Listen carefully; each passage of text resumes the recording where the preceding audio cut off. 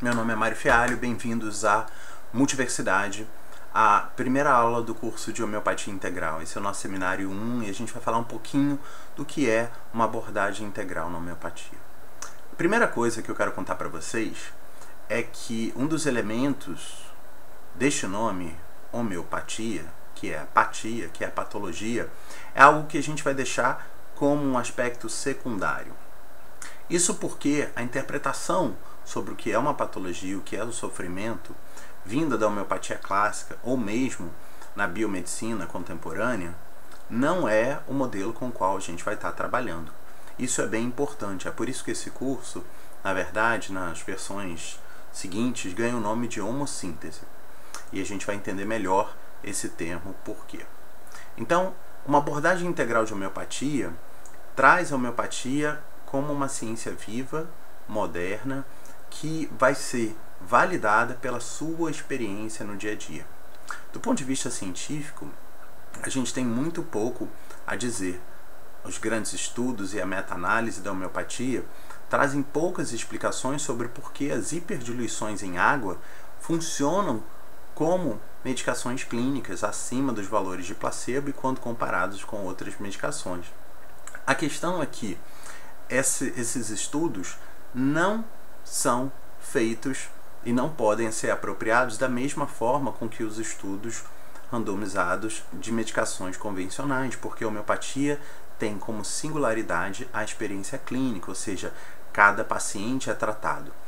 A frase clássica do Hahnemann diz isso claramente. Hahnemann, fundador da homeopatia, dizia: homeopatia não trata doenças, homeopatia trata pessoas. Isso é bem importante para a gente, inclusive, questionar a homeopatia como uma especialidade médica, já que o ato médico define a prerrogativa do médico do tratamento de doenças e o fundador da homeopatia já definia a homeopatia como algo que não trata doenças. Só para a gente pensar um pouquinho sobre isso. Os principais objetivos deste curso são facilitar e desenvolver uma visão integral da homeopatia, atualizar e escrever uma matéria médica, livros e artigos, cuidar da sua própria saúde integral, pessoal, social, ambientais em níveis físico, mentais e espirituais. Isso é muito importante porque a homeopatia não está ligada ao tratamento de sintomas físicos. Ela faz uma experiência profunda de crescimento e autoconhecimento, uma transformação alquímica ou energética ou sutil, muito mais profunda, muito mais relevante, que hoje, felizmente, a gente está tendo linguagens para descrever. Quando Hahnemann estava escrevendo isso séculos atrás, ele não tinha uma cartografia da experiência humana vasta o suficiente para fazer caber, e a linguagem que ele usou era basicamente a linguagem que a gente vai ver depois sobre a teoria de miasmas e outros típicos das medicinas medievais. O que prejudica um pouco, só para ter uma ideia, não tinha uma noção de inconsciente, não tinha uma noção de fatores hereditários, de fatores latentes, de toda a dinâmica psicossomática que hoje a gente já sabe que é muito relevante para a pesquisa com homeopatia. Isso e entre tantos outros fatores. E o nosso objetivo fundamental é aprender a cuidar de tudo que é bom, belo, verdadeiro em nossos semelhantes. E essa palavra semelhante é escolhida com muito carinho, porque a homeopatia é a cura do semelhante, ou seja, o semelhante que nos ensina.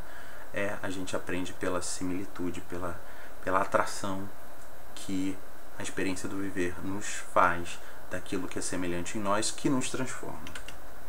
Então, homeopatia integral está ligada aos movimentos pedagógicos das aulas, que são os seguintes. A gente vai fazer relato de provas homeopáticas, ou seja, cada aluno, seja no curso presencial ou online, vai contar a experiência na prova das medicações que fez em casa ou na escola. Ele propõe uma revisão das medicações, atualizando para uma linguagem moderna, com sentidos, símbolos, descrições e sentidos vastos, porque hoje a gente tem uma linguagem da psicologia muito mais vasta para descrever, a gente tem uma linguagem mesmo da fisiologia muito mais vasta para descrever as experiências, e as pessoas têm um território fenomenológico muito mais vasto para descrever os sentidos e as experiências das medicações homeopáticas. Lembrando que o método homeopático é um método de prova em pessoa humana com descrição de sintomas. Ou seja, você toma uma medicação e se você tiver aquela experiência latente ela vai emergir, ela vai se manifestar, ela vai vir à tona e você vai tomar consciência dela. E nessa manifestação, nessa vir à tona, nesse desabrochar do sintoma latente, a gente vai entrar em contato com a experiência. Tá? E esse é o fundamento do saber homeopático, a prova da medicação, que é o que a gente faz nos nossos cursos. A gente tem uma série de leituras complementares, filosóficas, dos textos da homeopatia clássica, da filosofia homeopática de diversos autores, e a gente estuda a cada aula uma ressonância do reino mineral, vegetal e animal. Isso é importante porque a gente vai ver desde os elementos químicos mais básicos até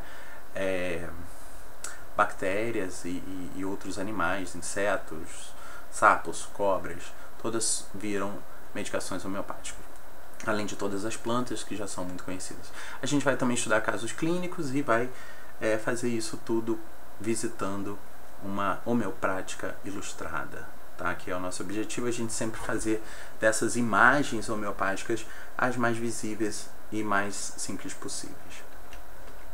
Então, na parte 1 da nossa aula, a gente vai fazer um registro pessoal, um autoestudo dirigido. É muito importante que você que vai fazer esse curso presencial ou online tenha um caderninho de estudo, seu caderno de anotações dos efeitos das medicações que você toma. Esse trabalho de autoconhecimento é fundamental para se tornar um excelente terapeuta. Homeopático ou homeossintético, que é um pouco o nome que a gente tem usado. A gente vai abrir um formulário digital de pesquisa para quem estiver fazendo o curso, e essa partilha das narrativas, das experiências dos colegas é muito importante. Então, homeopatia integral, a segunda parte é uma revisão. A gente sempre faz revisão das medicações que a gente estudou. Nós, nas versões primeiras desse curso, estudamos cerca de 144 remédios. Hoje a gente sabe que a gente estuda bem mais que isso. Na última versão a gente já estudou mais de 20 medicações além dessas originárias, o que é bem importante porque a gente vai cobrir os principais remédios homeopáticos e tendo a experiência de provar essas medicações. Revisar, provar, praticar e praticar no ambulatório, todos esses são elementos fundamentais da nossa pedagogia. Tá? Então a parte 3 é um pouco os clássicos da homeopatia. Eu vou deixar aqui uma frase que é nossa, que é: só o conhecimento que te transforma é teu. Isso a gente chama de teragogia aqui na universidade, que é: se você não passa pela experiência de transformação clínica, tomando e provando as medicações homeopáticas, então você não sabe homeopatia. Tá? O Alan, que é um grande homeopata e autor, ele diz: o órgão deve ser ensinado por alguém que pratica o que ensina. Então, na mesma linha que nós defendemos, a gente entende que você não aprende homeopatia lendo livros, você aprende homeopatia provando as medicações. E é um pouco o coração da nossa escola, o coração de como a gente entende homeopatia. Na faculdade de farmácia, por exemplo, no curso, tanto na psicologia quanto na farmácia, onde eu estudei em nível superior homeopatia, a gente não faz nada disso. Então, homeopatia é uma coisa para você acreditar ou desacreditar. Ah, eu acredito nisso, ah, eu não acredito nisso.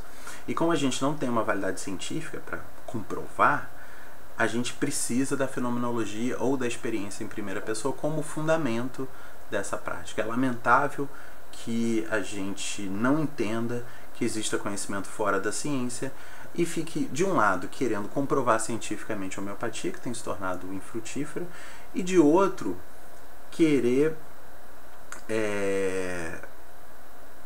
assumir a homeopatia como uma especialidade num campo científico, quando na verdade ela não se apresenta assim. Então, tanto a farmácia, que avoca para si a única especialidade capaz de produzir as medicações, quanto os médicos que em alguns momentos também trazem para si essa qualidade de especialista, estão num grande contrassenso, já que o fundamento científico da diluição em água infinitesimal é nenhum, né? A gente quimicamente tem água e a gente não está trabalhando com um modelo sutil de energias sutis dentro do campo das faculdades de modelos científicos atuais. Então isso é um grande contrassenso, é algo para a gente refletir. Não estou de forma nenhuma dizendo que que não seja louvável, que as pessoas de certa forma continuem estudando e produzindo, mas é bem importante que a gente entenda que se isso não tem fundamento científico, o que os Estados Unidos fez, então libera para todo mundo. Então a gente abre um campo de estudo, como é na Índia, em que você tem uma faculdade então de ensino superior que vai estudar homeopatia dentro dos seus fundamentos, e não querer fazer com que um outro modelo de racionalidade médica caiba dentro do modelo da biomedicina e da farmacologia como hoje ela está apresentada. Então eu quero contar para vocês sobre a primeira medicação que a gente vai estudar, que é a Arnica montana. A arnica é uma medicação poderosa, essa florzinha aí, e ela era usada pelos pastores na Europa para cuidar do seu rebanho.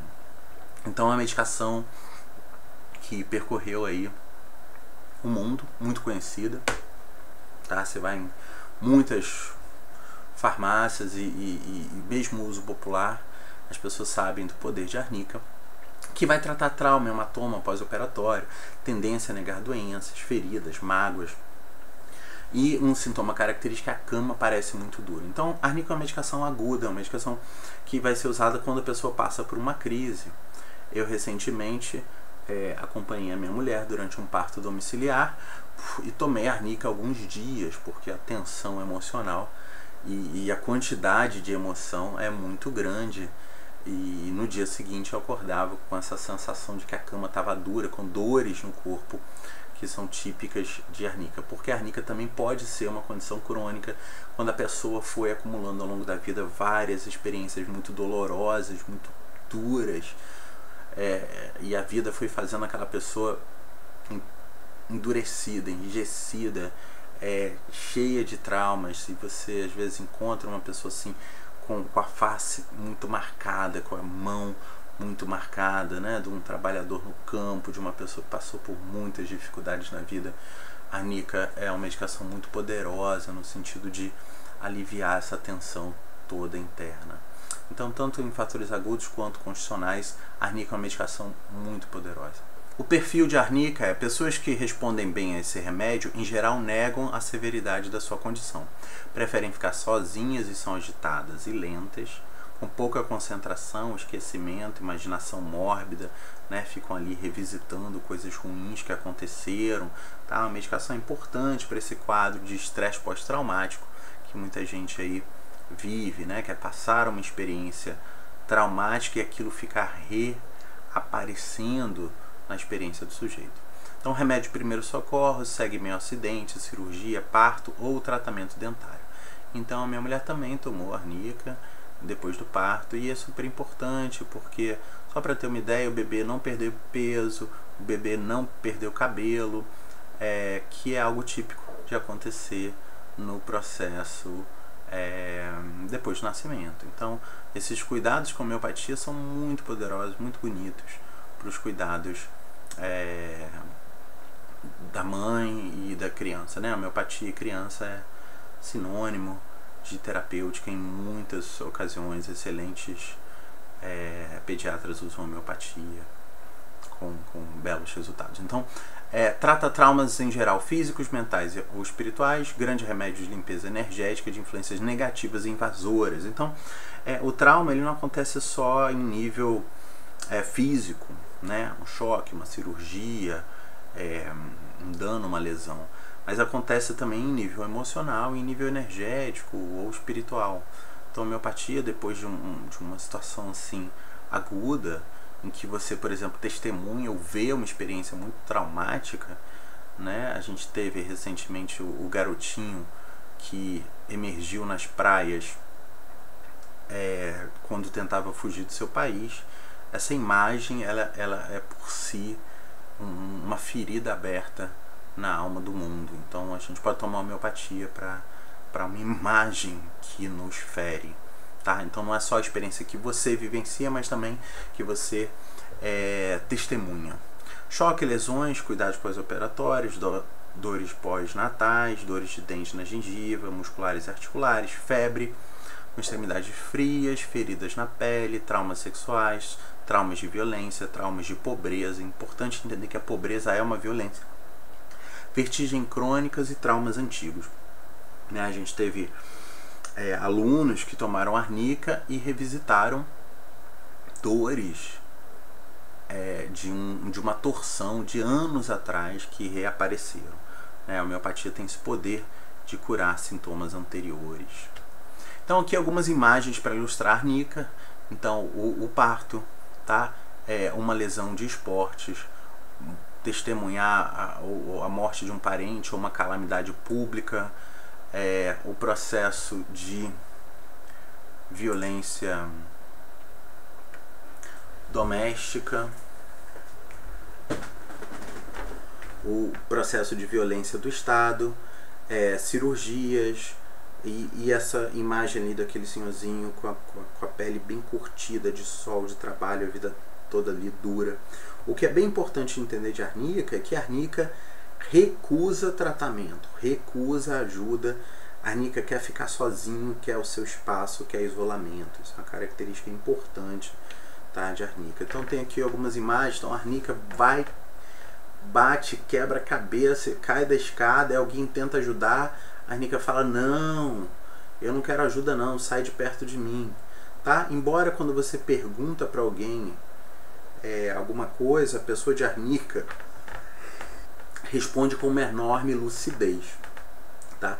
Ela acorda, responde tudo, embora ela esteja num estado de trauma muito profundo. Então a arnica cai no chão, é atropelada e fala: não, tá tudo bem, não é nada, tá? Alguns sintomas como sangramento na gengiva, epistaxe, todos esses são sintomas típicos de arnica, importantes para serem tratados.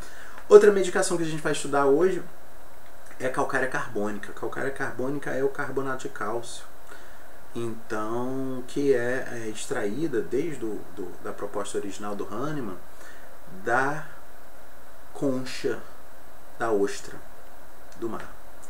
Então, essa é uma qualidade calcária carbônica. A calcária carbônica é ficar dentro da sua ostra, dentro do seu espaço de segurança, dentro do seu espaço de nutrição, de proteção. E quando sai dessa situação, da sua zona de conforto, vive muitos medos, muita ansiedade. Calcária carbônica tem um certo desenvolvimento tardio, tá? Crianças que demoram a crescer, demoram a fechar a fontanela, tá? Fezes com cheiro azedo, sensibilidade ao frio, aversão ao laticínio, desejo por doces e ovos, tá? Vai ser típico de pessoas tímidas, plácidas, sensíveis, né, bonachonas, contemplativas, que também podem ser agitadas e ansiosas, notadamente em face de crueldade. Então, quando calcária carbônica vê uma cena de crueldade, fica extremamente agitada e ansiosa, tá? Então, aquelas pessoas muito calmas, mas que diante de uma cena dramática pode responder também com muita agitação. Então, cauteloso, medroso, preocupado, insegura, e se acalma quando confortado. Isso é uma característica. É diferente de arnica, que quando é confortado piora, ou seja, não quer ser consolado. Calcária carbônica se sente bem quando é confortado, quando é apaziguado. Tem comumente problemas de confusão, esquecimento, falta de energia, valoriza muito a segurança e o trabalho, precisam dessa estabilidade. Todos os processos, a gente vai ver depois, envolvendo as calcárias, ou seja, as medicações que têm o cálcio, vão estar ligadas a essa estrutura que tem a ver com essa segurança básica do osso, né? Então a gente vai ver calcária fosfórica, várias outras medicações calcárias que vão ter essa característica da insegurança financeira, da segurança com a casa, com a família. Muito comum torcerem os punhos e tornozelos quando crianças têm um desenvolvimento lento, psíquico e motor. Então, tanto os ossos quanto psiquicamente, calcária tende a regredir, a ficar na sua ostra, a ficar isolado, sem querer enfrentar o mundo do crescimento, o mundo adulto. Então, é um medo generalizado diante da vida que, em casos mais agudos, pode levar a certos distúrbios de ansiedade. Adultos e crianças que transpiram muito na cabeça. Na criança é muito comum que isso comece a transpirar na cabeça, mas o adulto continua um pouco fazendo isso. Na medicina chinesa, isso está ligado a um quadro de deficiência de yin, tá? Isso leva a uma circulação lenta. Pode haver aversão à carne, laticínios, café e desejos de doces e ovos ou coisas não digeríveis como sabão e giz. tendem à constipação com tendências a cheiro azedo e doce. Tá? Essa coisa de digerir e comer sabão e giz aqui parece pouca coisa, né? Mas na Índia, em que a gente tem a população muito miserável ainda, né? Diferente do Brasil, que a gente pelo menos resolveu esse negócio da fome, é comum as pessoas comerem tijolo, né? Nessa busca do cálcio. Então, crianças comendo giz, mães chupando tijolo, tá? Não é algo tão absurdo, né? Então tendência à constipação com cheiro azedo e doce e ficar com sobrepeso. Então essa ansiedade, essa insegurança vai gerar essa busca de alimentação como algo que traz essa sensação de segurança e de conforto, como se você fosse guardar para o futuro, né? Então isso leva a esse sobrepeso. Sensação de ser observado, um pouco paranoico, também vai ser calcária carbônica. Ansiedade, fobias, dependência emocional, dor nos ossos e nas articulações, problemas dentários também, tá? Em dores da dentição nas criancinhas, tá? Problemas digestivos ligados à ansiedade, dores de cabeça, comumente do lado direito, e metabolismo lento, tá? Vão marcar esse processo, principalmente digestivo, em calcária carbônica. Então, algumas imagens de calcária carbônica, o bebezinho que começa a engatinhar de forma lenta, a criancinha ali comendo giz, uma família ali bem calcária carbônica, todo mundo bem gordinho, todo mundo bem rechonchudinho, a criança que botou um gesso ali porque quebrou um braço, então também para as lesões ósseas calcária carbônica é importante. Tem ali os personagens da saudosa Grande Família. Então, calcária carbônica, quando sai, vai pagar a conta, fica ali muito tenso, preocupado, olhando o valor das coisas quando vai no restaurante, em vez de aproveitar aquele momento. Calcária carbônica é um pouco sovina, pode ser um pouco sovina, está sempre preocupado com as finanças, a moça ali fazendo as contas do mês sem conseguir fechar, né? E sempre com essa tendência a suar muito. As crianças que estão suando muito gostam, ou às vezes gostam ou têm aversão a laticínios, ali tomando sorvetinho. Tudo isso é característica de calcária carbônica, essas imagens para a gente ilustrar. Então, outras imagens de calcária carbônica. Então, calcária se fecha ali como uma ostra. Isso vai também trazer uma característica de calcária, que são os pés frios ou sudorese nos pés, tá? Igual a ostra do mar que bota o pezinho para fora, calcária carbônica também vai fazer isso.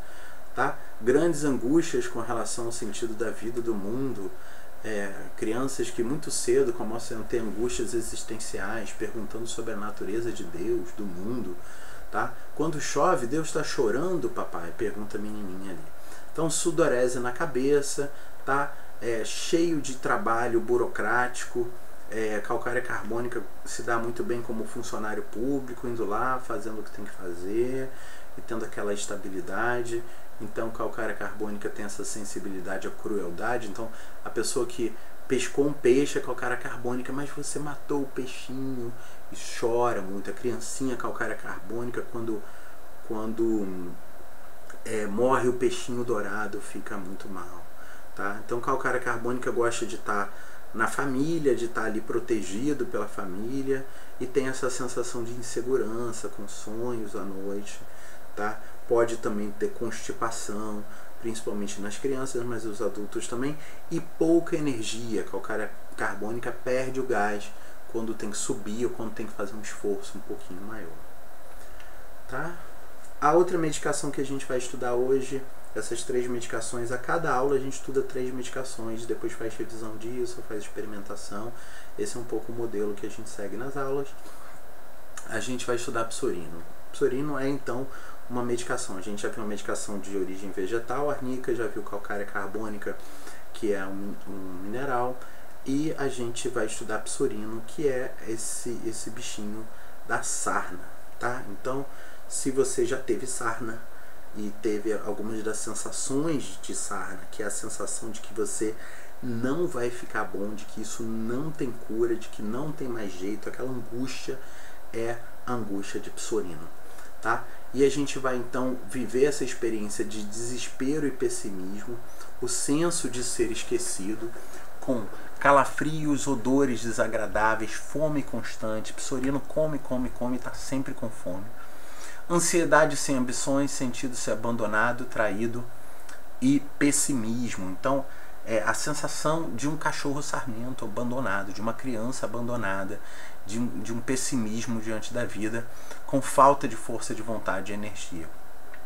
Uma constituição fraca, com infecções recorrentes, desculpe um rim ali, recorrentes e virosas, recuperações lentas, tá? Então, a gente está aqui diante de um quadro miasmático, a gente vai estudar melhor, tá? Mas é quando a pessoa se recupera e tem a recidiva, reaparece aqueles sintomas, quando a recuperação é muito lenta de algo que já deveria ter melhorado, então uma baixa imunitária generalizada, tá? Sentem muito frio e se cobrem para evitar calafrios, tá? Apesar do apetite muito grande, são normalmente magros, sentem-se muito bem antes de uma doença, isso é uma característica de psorino.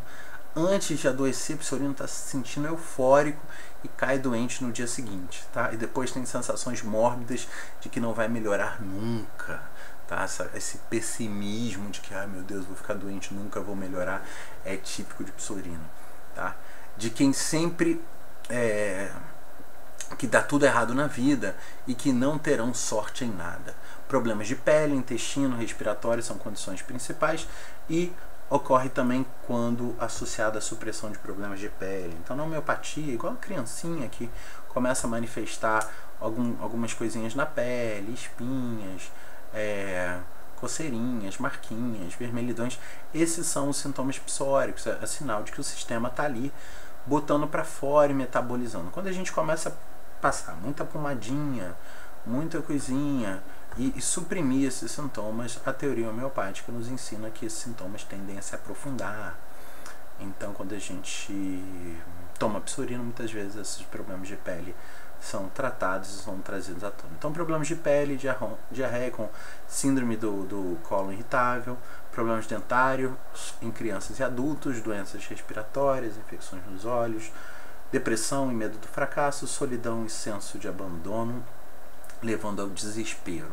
Então, se você olhar o relato de pessoas que têm sarna muito severa, o desespero, a coceira, é uma sensação muito angustiante. Falta de força de vontade, interesse pela vida, falta de autoconfiança e falta de higiene. Tá? Então, algumas imagens ali, a síndrome do patinho feio, de não pertencer, de não ser querida. A criancinha que é colocada isolada dos amigos, que não tem amigos. Tá? O senhorzinho sempre mal-humorado, sempre de mal com a vida, né? Aquela hiena famosa, ó céus, ó dia, ó azar.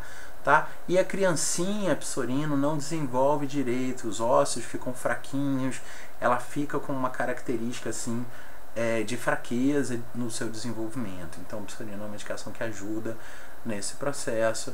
E ali tem uma das síndromes, não é tanto comum como a obesidade, mas é uma doença bem comum na população, de pessoas que não conseguem ganhar peso, apesar de comerem infinitamente. Isso tem um percentual e é bem importante. Psorino é uma dessas indicações.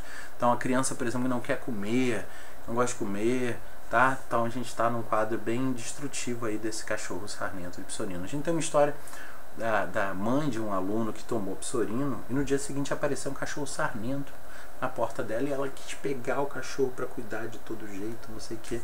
Apareceram um monte de erupções na pele dela, ela tomou mais uma dose de psorino e ficou muito bem.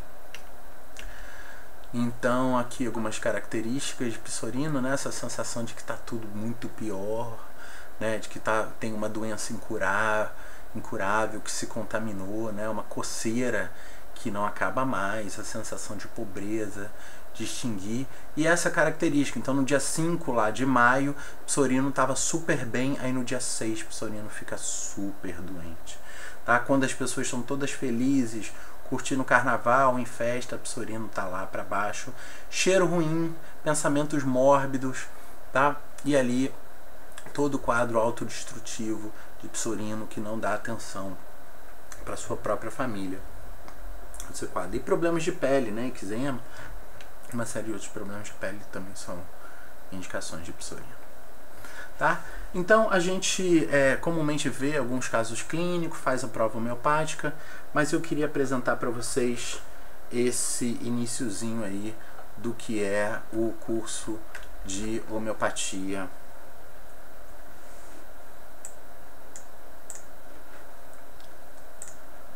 Mas eu queria apresentar para vocês o que é o curso de homeopatia integral aqui na Multiversidade. Isso foi um pouquinho da nossa primeira aula. Espero que vocês tenham curtido e vai servir também para o pessoal que está fazendo o curso online que não pegou essa primeira aula. Então, satisfação estar com vocês por aqui. Aguardo vocês nas nossas aulas, tanto online quanto presenciais aqui na Multiversidade. Meu nome é Mário Fealho. Felicidade. Que possam essas gotinhas de água transformar a vida no planeta, promovendo uma medicina baseada numa racionalidade integral, sustentável, viável e disponível para todos. É isso que a gente acredita, esse é o mundo que a gente quer viver. Então, até breve.